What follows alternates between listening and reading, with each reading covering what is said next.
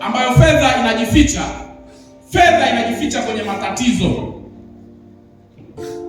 Nyumbani kwako, mtaani, kwenye jamii, kote kuna matatizo. Na haulipwi kwa kujua matatizo.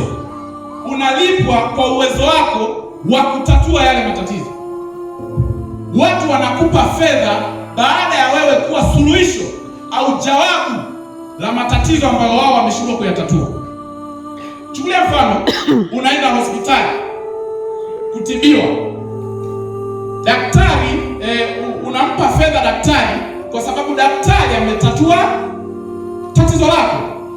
Ugonjwa wako ni fursa ya daktari. Tatizo lako ni fursa ya mwingine.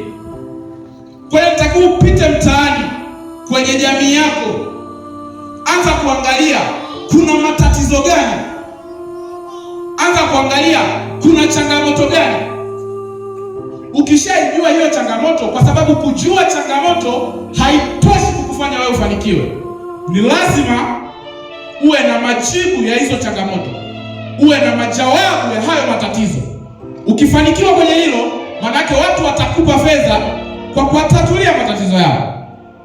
Kwa angalia watu wanalalamika nini, vijana wanalalamika nini. Siku hizi kuna tatizo la ajira, watu wanalia ajira. Tengeneza ajira wewe sasa. Ukitengeneza ajira, tafsiri yake ni kwamba unatatua lile tatizo la ajira. Watu wataanza kufanya kazi kwako, mwisho wa siku utajikuta unatengeneza nini? Fedha.